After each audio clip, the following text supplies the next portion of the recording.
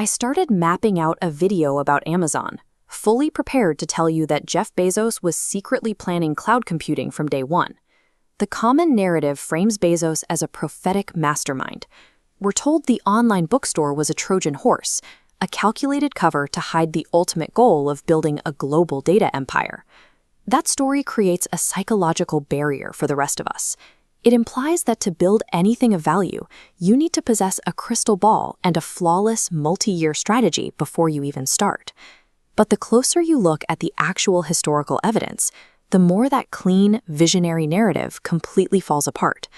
The truth is much messier, which makes it far more useful for anyone currently working a job they didn't design themselves. In 1994, Bezos was simply trying to survive the early internet.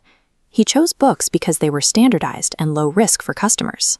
His immediate focus was proving the business model could work without going bankrupt. Early expansions into CDs and DVDs followed the same logic. These weren't pre-planned steps toward a tech empire. They were reactive pivots based entirely on what customers were already buying. The early foundation of Amazon grew through the unglamorous process of solving the next immediate problem in the queue. By the early 2000s, Amazon hit a wall. Engineering teams were bottlenecked by tangled internal systems, forcing everyone to rebuild the same tools from scratch. To fix this, Bezos issued the 2002 API mandate, a blunt order. Every team must build standardized interfaces for their services or face termination. This was a desperate, aggressive solution to an immediate crisis. He needed his teams to move faster, regardless of the long-term tech implications.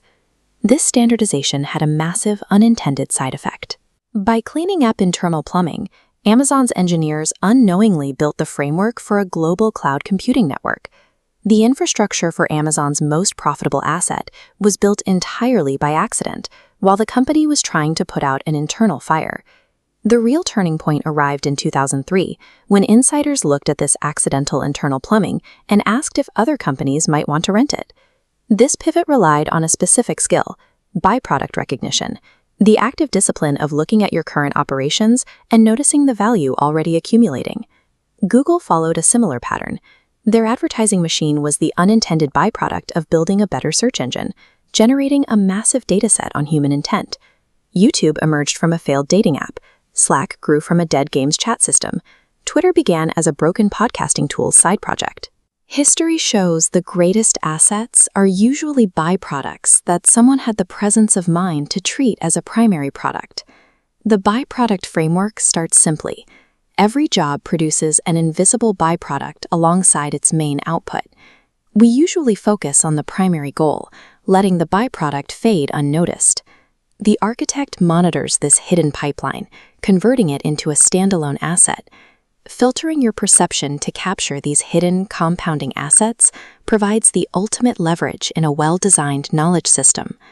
This framework serves as the hidden machinery behind the daily lives of the working class. For years, I drove a front-load commercial truck. My visible product was moving freight for a paycheck. While I was focused on the freight, I was quietly accumulating byproducts, hours of thinking time, a deep understanding of logistics patterns, and the physical discipline of the route. Like everyone else, I ignored these accumulating assets for years. I saw the truck, but I missed the byproduct until I finally forced myself to pay attention. The same pattern of asset accumulation that built AWS is currently happening in the viewer's daily grind. If you work a standard job, the paycheck is just the visible product. Ask yourself what industry insights or technical skills you are blindly walking past every single day. This applies to your personal life too. Managing a household or a hobby generates powerful, transferable byproducts like emotional wisdom or deep focus. Your homework this week is to pick one daily routine, identify the hidden byproduct it generates, and determine if it could be leveraged into an owned asset. Noticing is 80% of the work. You can stop throwing away the compounding value you are already creating just by paying attention. The surface is the distraction.